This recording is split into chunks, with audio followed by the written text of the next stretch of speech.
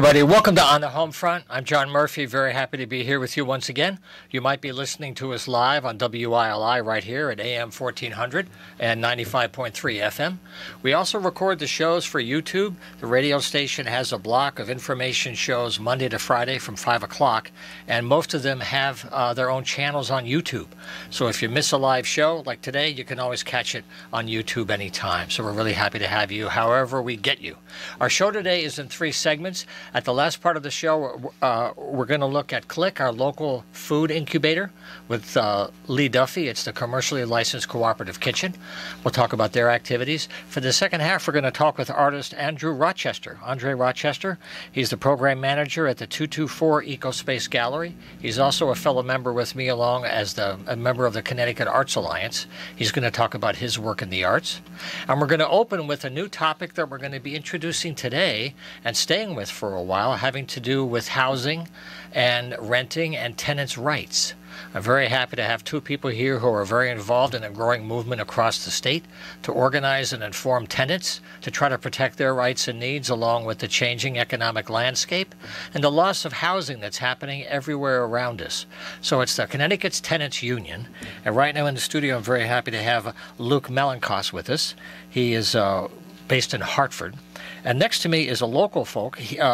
Jay Osborne is with the Wyndham Mills Tenant Group, and they formed a few years ago to try to organize people in our area. So I thank Jay and Luke for being here today. And since this is our first time, maybe Luke, you could start out with about how you connected to the issue. Sure. And how the Tenants Union was formed and what led it to, have a need to be. Sure. Yeah. Yep. Just to clarify, I'm based in New Haven. Okay. Yep. So I got involved back at the end of 2020, beginning of 2021. It was the era of the pandemic shutdowns, a lot of insecurity, economic insecurity during that time. Everywhere. Yeah. And I had been working in homeless services previously. I was a homeless outreach worker. So housing and homelessness were already very near and dear to my heart. And I sort of saw firsthand how devastating of a humanitarian crisis homelessness is, and wanted to get involved in something that would address the issue a bit further upstream, prevention rather than kind of damage control. And so tenant organizing and building the ability of tenants to advocate for themselves and have more power in their lives and in their housing made total sense to me. Coming out of the homeless services world, and also in that time of the pandemic, and also the the mass protests that we saw in 2021 calling for racial justice in particular. Yeah. And so the tenant organizing started for me in New Haven at a property where there were a number of tenants dealing with an absentee landlord who didn't want to fix anything and wanted to raise the rents excessively and evicting people for kind of unjustified reasons.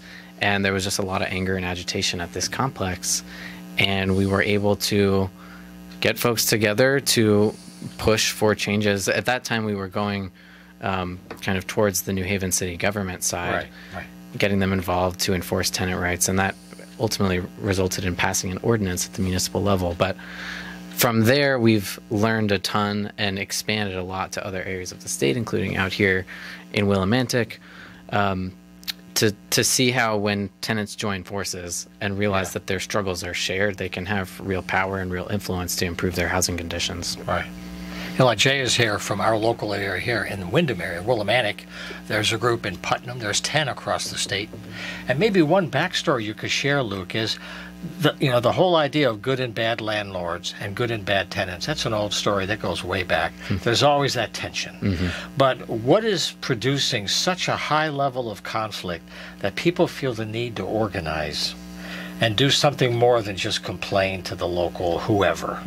Something's going on. It's not the canary in the coal mine, but it's something where there's a reaction. Yeah, there is. What are you tapping into with this? And maybe, Jay, you could say about how you got involved here locally and what triggered this. Yeah. Yeah.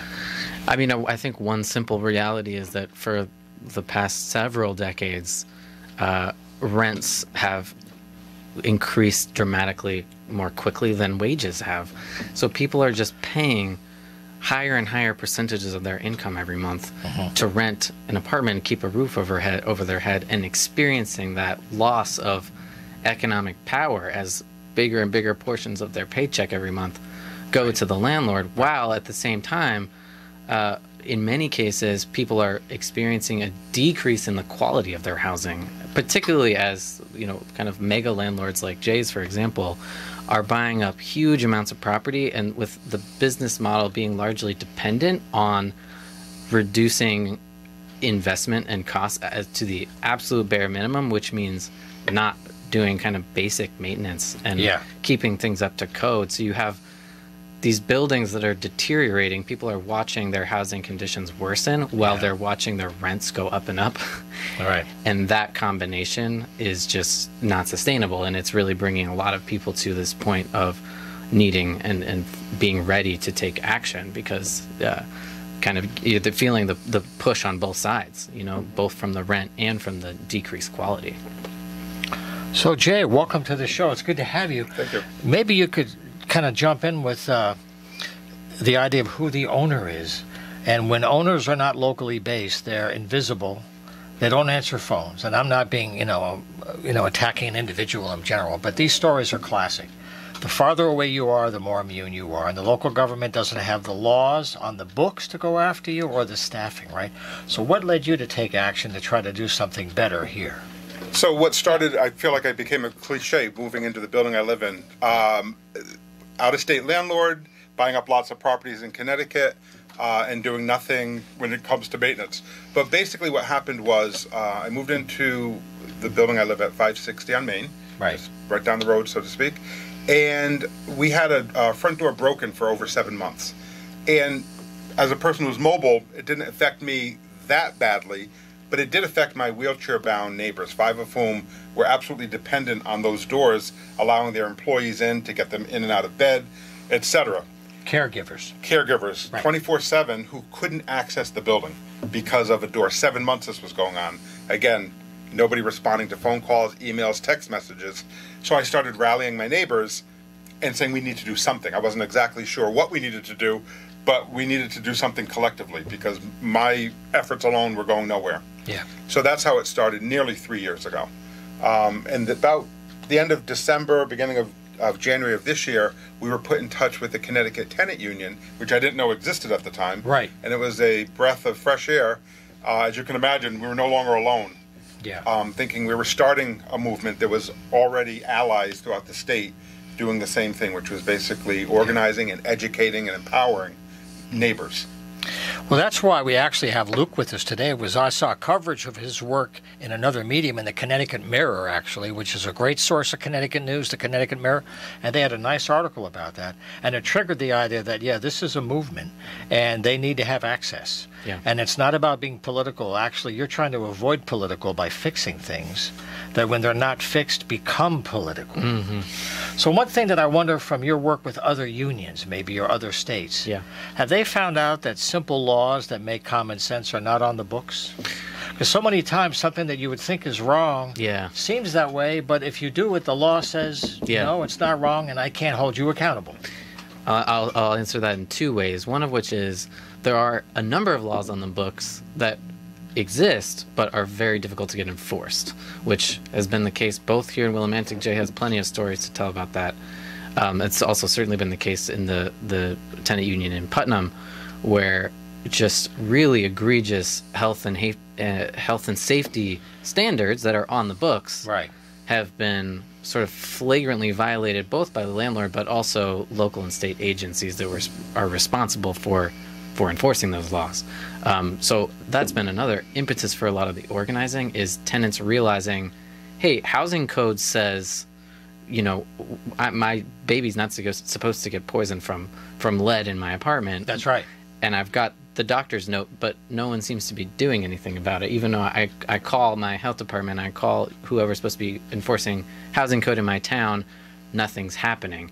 And when people feel the limits of the law, then there's a real sense of desperation around needing to organize. And the second thing I'll say to that is there certainly are basic, what we would consider really basic tenant protections that we don't have here in Connecticut. Two of the most basic, which we fought really hard for at the state level this past legislative session, are an end to no-fault evictions, which is where a landlord can evict a tenant for no reason whatsoever. They can just, they call it a lapse of time eviction, where they just say, for whatever reason, we just want you out, without saying that the tenant did something wrong or even fell behind on their rent. It's just a no-fault eviction. So it's not like, I have to sell my building, I'm sorry. It's not that kind of a thing. Right. Okay, that's a big difference. Yes, and good. And Jay has a personal story on this front, that very often we see those types of evictions be used as retaliation against tenants trying to get their basic rights enforced. Yeah. And also a lot of people, at least a lot of tenants that we talk to, have the idea that there's some legal limit on how much a landlord can raise the rent from year to year. They have that in other states. People may be familiar with it from New York, but here in Connecticut there is no such limit. So in the housing crisis that we're currently in, where many tenants have so few options about where they can move to, people are often forced to just absorb 20, 30, 40% rent hike, and there's no legal limit on that, and unless there's a fair rent commission in town, which is why that's what we're pushing for here in Willimantic. How do landlords and owners play market value and saying, don't blame me for what the market's doing to my properties? I can't control it, I can do what I can, but sometimes they play it both ways. Yeah. They do, to be fair.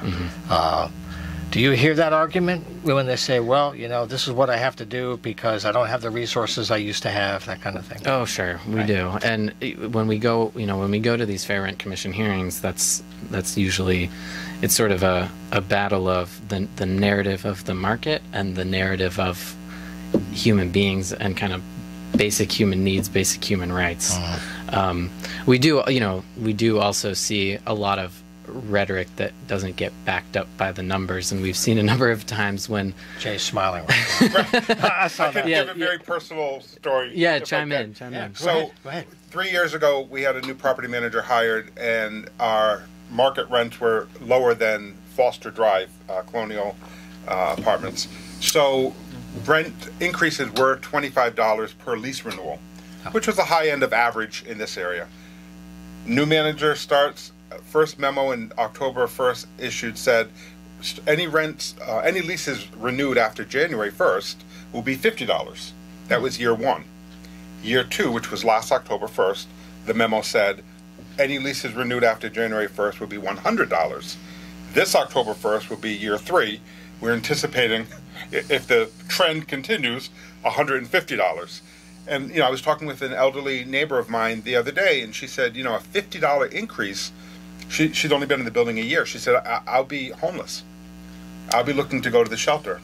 As a senior citizen, retired woman living on a fixed income who can't even envision $150 a month increase.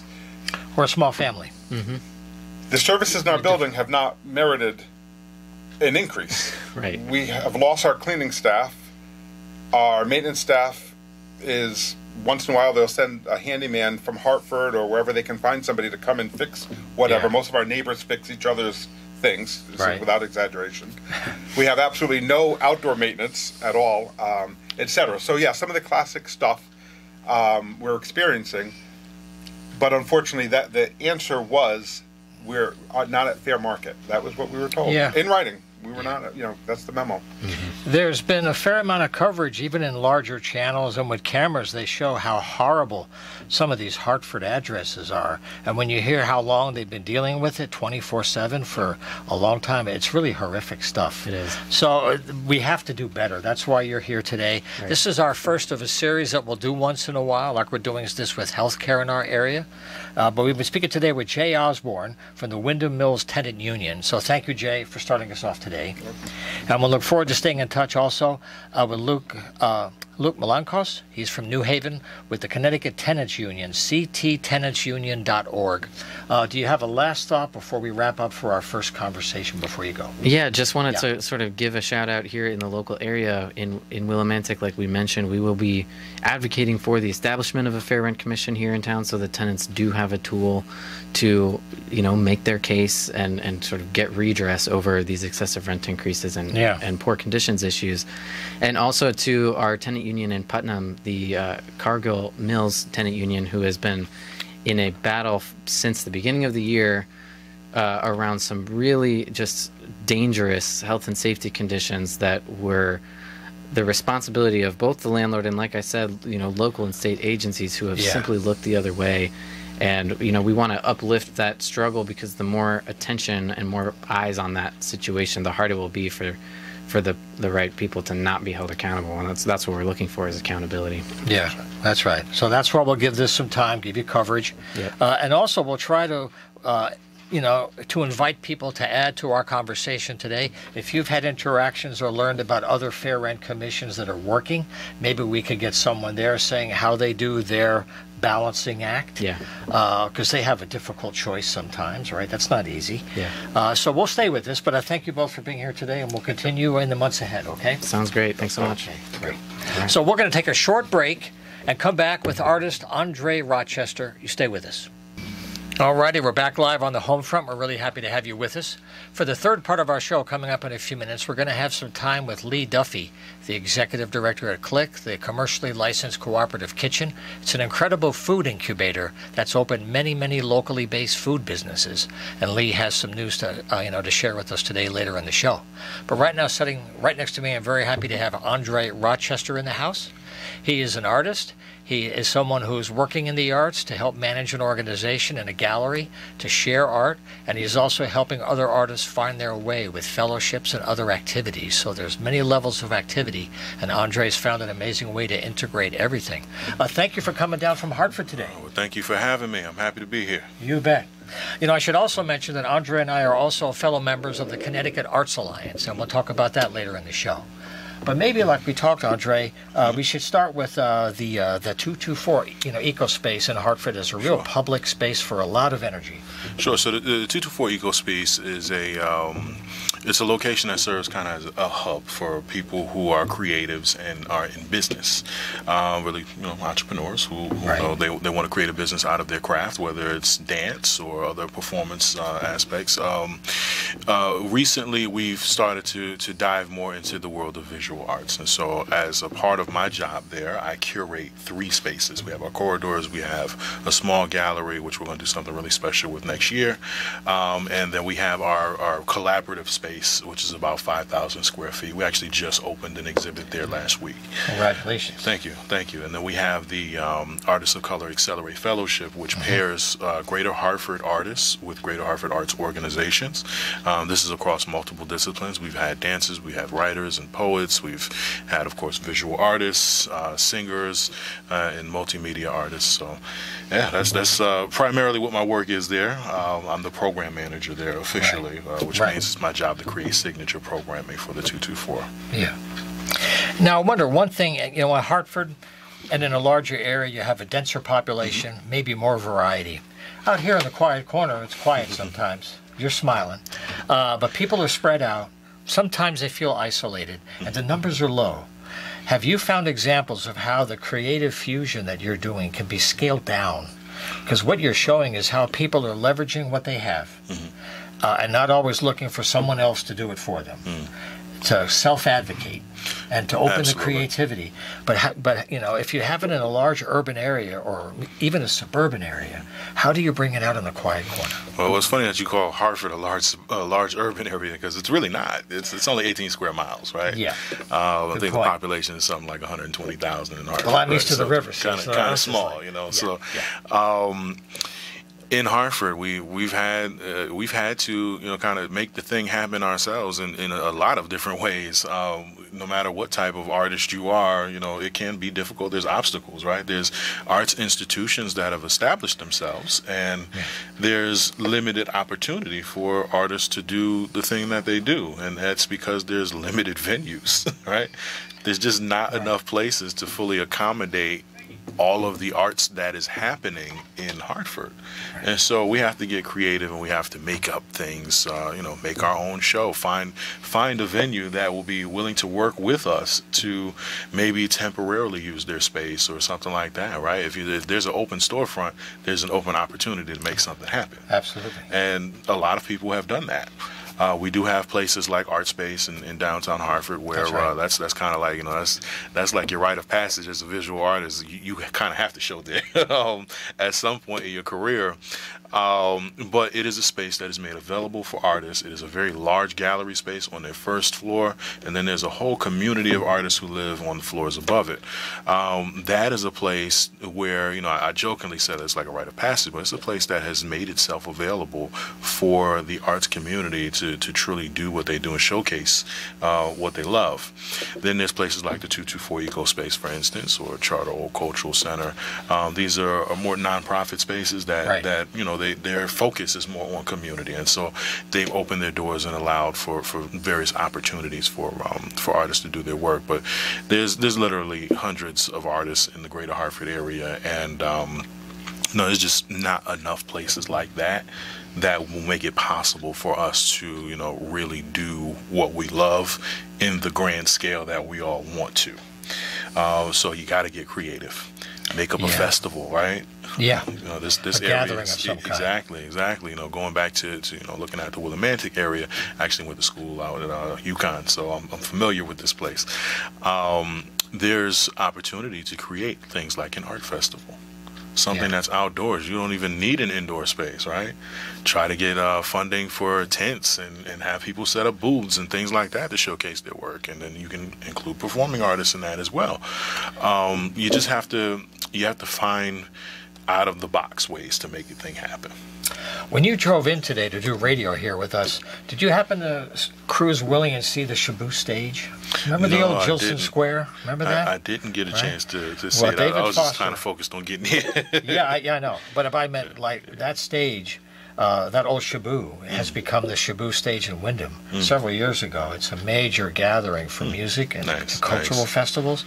So a few times each year, people are working on that. Wonderful. But it's a huge life. Every year is a lot of events. And my question is, are there ways that people in areas where there's an abundance, relatively speaking, do they need places out here to show their work? Because I hear from many artists there is a shortage, but there is a lot of content. Yeah, there's plenty of content. I think that how can they get out here as well? If this community is willing to share, I mean, we'd happily come out here and showcase our work. The point is not to only showcase your work at home. In fact, that is not what your focus should be. It should be to show your work in as many places as possible. As a visual artist, if you don't get seen, you don't really find much success, especially as a business. So the more people know who you are, the more people are exposed to your work, the more likely you are to actually generate income from it. Do you know of artists or partners you've worked with that are actually taking some of their work into maybe other parts of Fairfield or maybe near the shoreline, so they are finding ways to get out?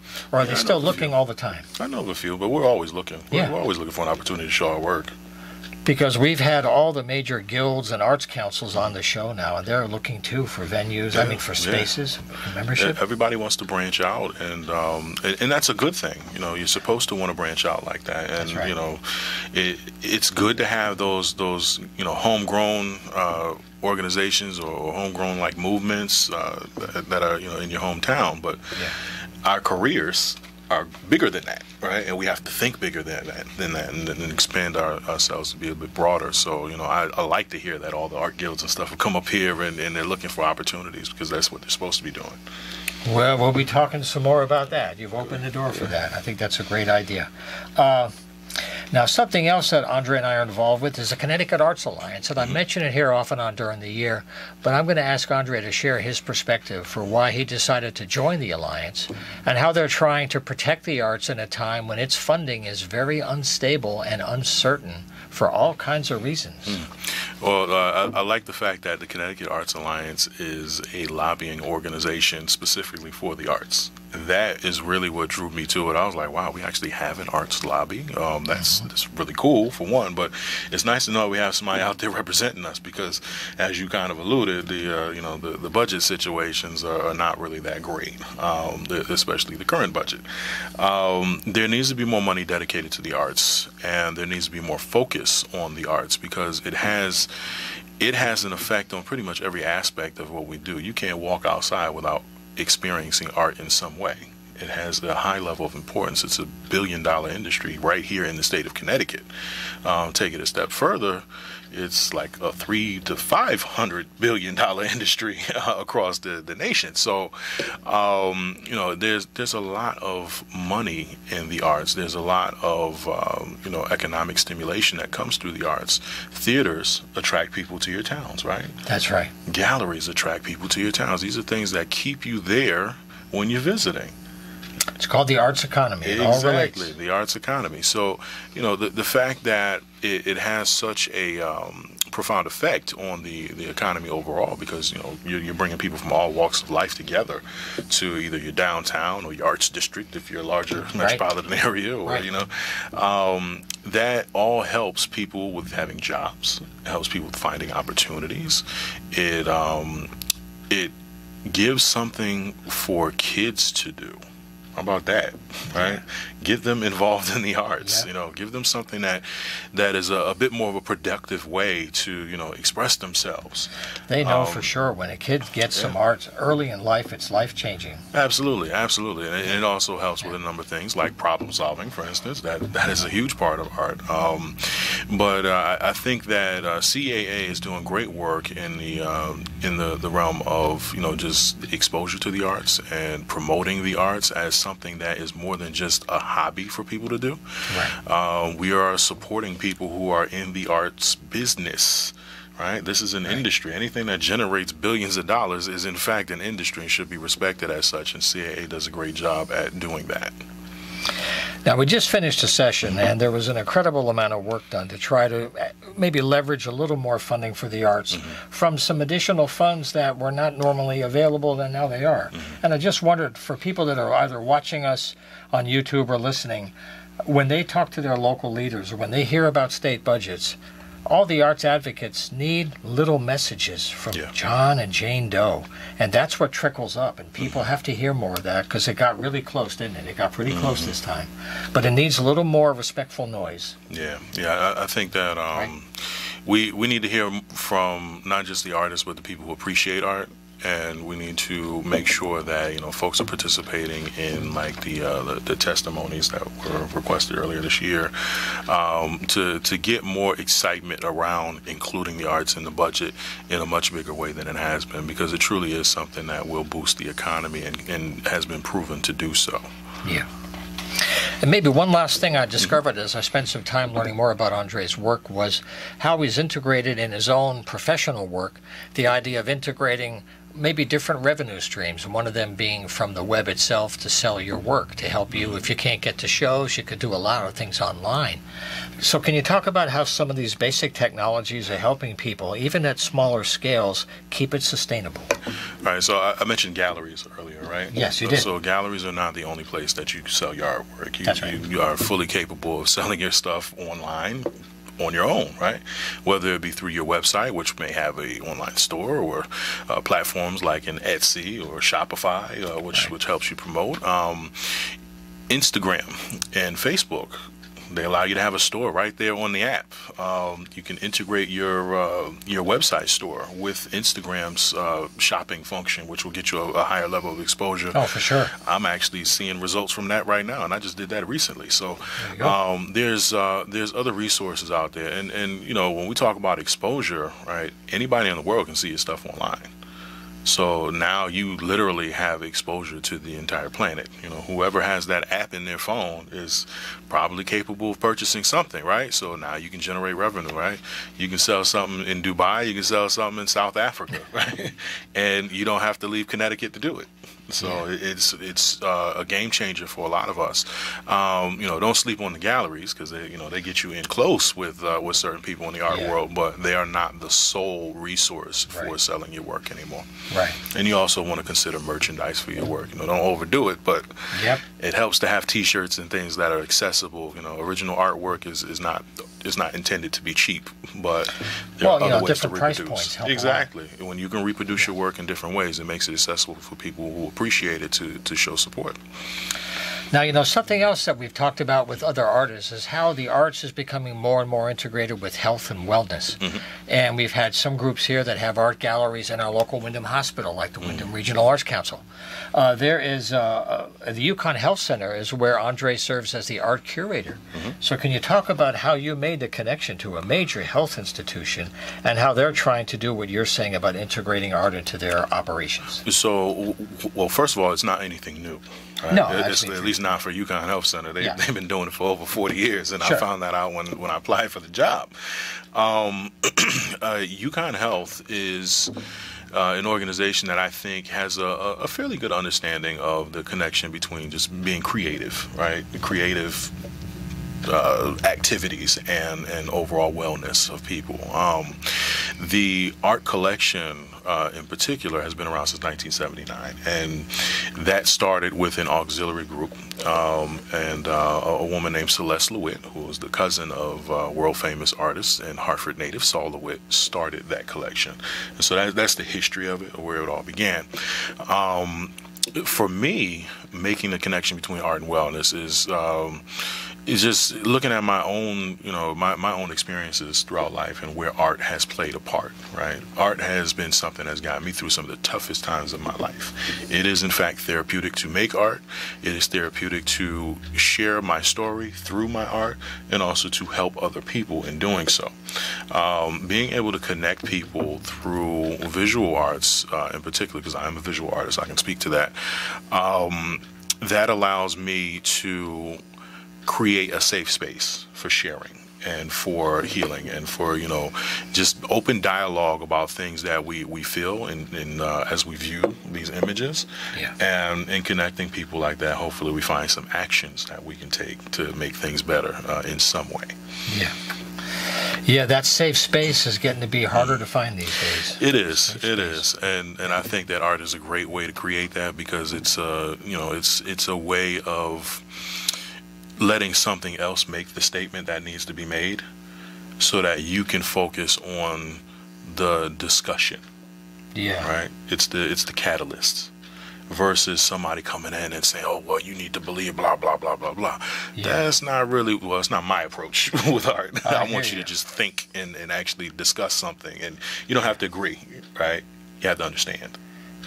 That's the beauty of what you're saying, because it's not the messenger, it's the message. They come and go. Take out a messenger, messages can die too. But that's what you're trying to find, a safe space for that. So Andre Rochester, I'm so glad you're here. I want to give you some information to stay in touch. Is AndreRochester.com to stay in touch with Andre's work. And to connect to the 224 EcoSpace Gallery, it's the 224.org. And we'll continue our talks, and we'll talk to some of the groups in our area about mixing up different regional artists. That'd be really nice to do. I'd love to. And we'll continue on the CAA. Thanks for being here. Thank you for having me. It's a pleasure. All righty. Okay, so we're going to take a short break and come back and take a look at Click with Lee Duffy. Don't go away. Hey, we're back for the last part of our show today. We're really happy to have you with us. If you'd like to join me in the studio for a future program, if you've got some news to share or some special event, the studio is open to you anytime. Just send us an email and we'll take care of everything. Make it very easy for you. It's john@humanartsmedia.com. It's john@humanartsmedia.com. So I'm very happy to have two returning guests to talk about their good work in our community. To my far right, I'm happy to have Sidney Clemens back with us again. She's with the Wyndham Community Food Network, good to have you back in the house, Sidney. Thanks for having me. You bet. And also following up on her last visit next to me is Chelsea Cherrier. She's with the CLIC organization, the Commercially Licensed Cooperative Kitchen. And we're good to have CLIC in the house again. Yes, thanks for having me. And you have a special event about something that's near and dear to my everyday life, because we compost. Oh, we wonderful. Are composting. Love that. And that's what this is about, is composting as well as managing the environment a little better. So, Sidney, maybe you could start the story. Yeah. Right now, we are running a composting fundraiser with Sustainable CT. They're doing a 1.5 match for us. So if you donated $10, it would turn into $25. And the fundraiser ends on Friday. So we are here to try and do that last little push to help us meet our goal of $6,000, which would then turn into $15,000. And if you succeed, what has been your vision for how you would use that support? Yeah, so Wyndham Community Food Network and CLIC have come together, and we are working on community composting initiatives. Right now we're at Third Thursday at our Waste Not tents, where we're doing waste diversion, so taking the compost out of there that goes to CLIC, and we compost at CLIC, and also the recyclables as well, and trying to eliminate the amount that goes into the landfill. And so this money would help provide stipends for the volunteers that help us at these events. Excellent. Because it's a messy job, and It is. they deserve to get paid, and it's hard work, and we want to keep those volunteers. And it would also just help with community education and a few other things. So last push till Friday. Are you having any sense, just in general, from the work you do during the year, that people are getting a bit more supportive of composting? Do you see more? That's always a struggle. Recycling is a real struggle. Yeah. As much as people think we're doing, we're still way behind. I think people also are confused. I think Tell me about education is really important. Sometimes it can be easier to figure out what you're supposed to do with your recyclables than just to put in the trash. And when you're not educated, it's hard to make that decision. And it's also harder on the waste management companies, because when all the stuff is contaminated, it makes their jobs harder as well. So I think education also is a really key part of helping people compost and recycle. Yeah. Well, Sidney, what's the best way for people to show their support? Should they go to the website? What's the way to connect after our show today? Yeah, we have lots of links and stuff floating around out there. You could go to CLIC's Facebook page, the Wyndham Community Food Network's Facebook page. You could just go right to wyndhamfood.org/compost, and it will bring you right to the online donation portal. There's also links on CLIC's website, and we have these little posters going around with QR codes that you can scan if you see them out at the co-op or something. Right. And we'll also be collecting donations in person at Third Thursday tomorrow. That's right. Tomorrow is the third. And then there's only one more left in September. Correct. Now, here's a hokey question, but I have the courage to ask it. People are still figuring out what the heck composting is. And can you talk about how simple it is, and that you're a little piece of that pie if you have neighbors, or maybe you're in an apartment building or in a group of some kind? All that adds up to serious, serious food, and it also helps to reduce waste in landfills. Can you talk about how our individual lives and why people are trying to do more of this? Absolutely. So Yeah. the beauty of composting isn't also just removing things from landfill. It's the stuff that composting is like liquid, like black gold, basically, when it comes to gardening. So all of the compost or food scraps that we collect are at a compost pile at CLIC right now. And that will generate some fresh, compost, which is basically like a super fertilizer that you can put on your garden and help grow plants. Right. So we want to distribute that out to community gardens to help us continue to grow more fresh food for our communities and pantries for people in need in our town. Yeah. And it's super nutrient dense, right? When all those vegetables that have nutrients start to break down and decompose, those nutrients go into the soil. So then when you put that on your plants, it actually brings more nutrients into your plants as well. So definitely a good thing to have. So let's get into the weeds a little more now and say, well, I've separated some of the good stuff that should become compost from kind of garbage. How do you figure out how people separate it? We have a compost bucket It goes in the back of the shed. There's a bigger one. It's a big unit. Can you kind of paint a picture so people realize how simple it is? And the idea of taking it, separating it at home, when you have to put it somewhere, it's doable is what I'm trying to say in a long-winded way. This is all doable. Yeah, absolutely. Please. So Yeah. instead of just throwing everything into one bin, it's a matter of maybe you scraping out the food that's left out on your takeout container into a separate bin and rinse out your takeout container, and maybe you can recycle it. Hopefully you could just reuse it.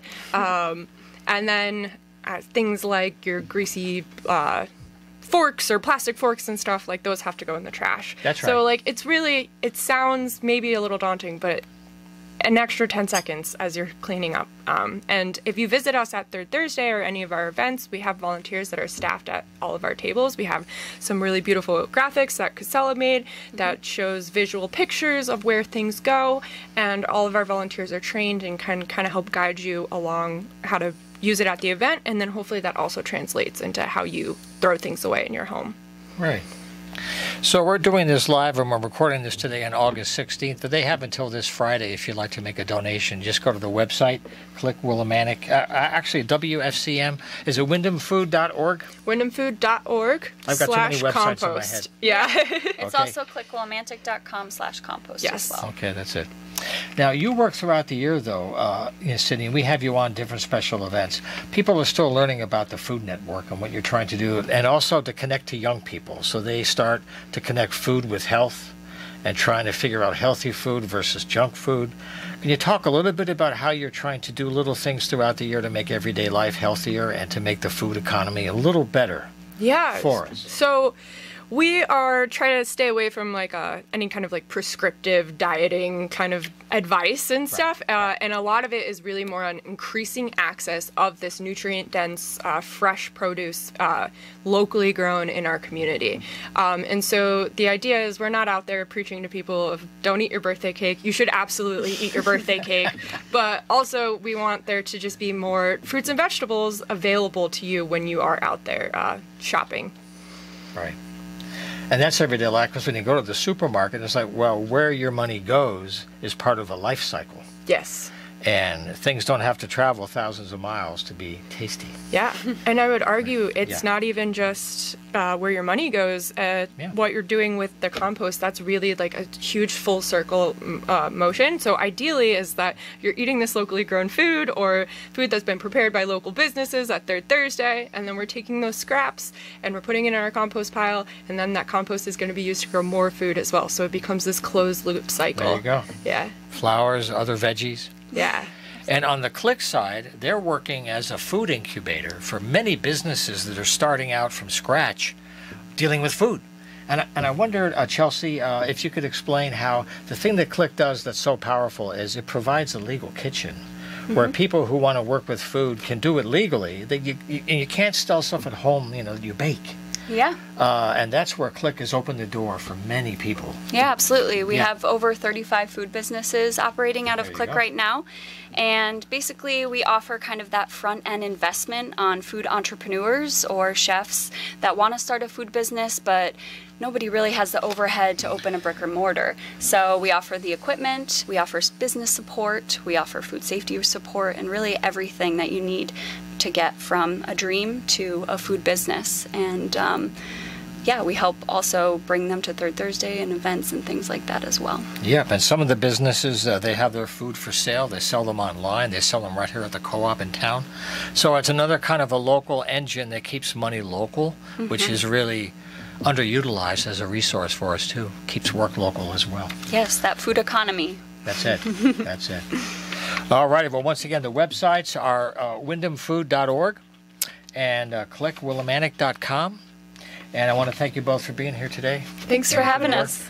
Raise that dough. Yes, we're almost there. Go to the websites. I'll throw you a few. $2,800 more. Yes. $2,800? Yes. Well, 2.5 days. Was it midnight Friday? Yep. There you go. I think we can do it. Okay, Come well, good visit luck. us at Third Thursday. Yes, we'd love to see you. Good luck, and we'll see you after Labor Day. We'll see you for the fall, okay? Yes, Great. definitely. Okay, great. All righty. Well, I think we're all set to go for this week. Thanks very much for sharing some time with us here on the Homefront.